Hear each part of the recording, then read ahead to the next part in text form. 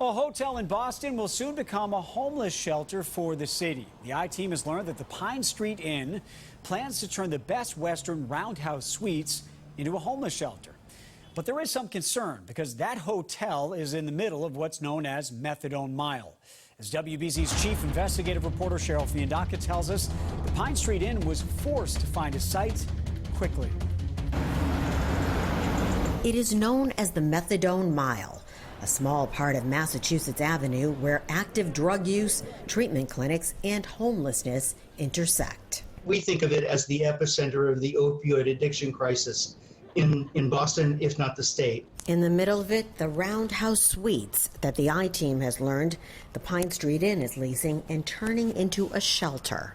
It is precisely where the most vulnerable people among us should not be. We were pretty disappointed that this was the only option. We have significant needle problems. We have new drugs being introduced all the time. We have drug cocktails being consumed. We have people shooting up on streets.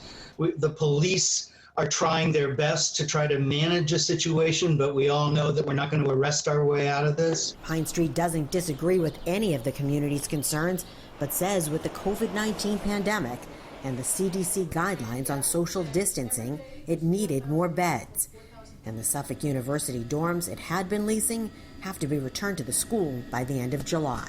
Cheryl, there are no good solutions right now to the shelter decrowding problem. It's the best we could do with the time. We will have security inside the building 24/7. We will have staff inside the building 24/7 as well, staff that will really run the operations and work with the guest, and then a housing placement team. And can we prevent everything? No, we can't, but we will work really hard. The lease is only for a year, and Pine Street Inn guaranteed the community it would not backfill rooms once residents are moved to temporary or supportive housing. Pine Street Inn is not happy with this, and the community isn't happy with it.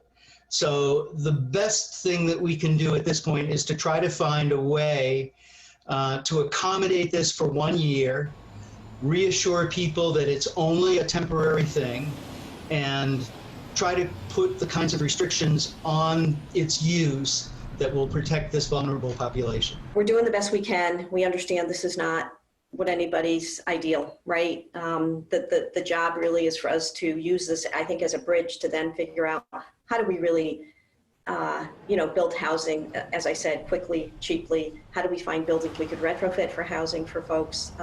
Homelessness is bad for everybody.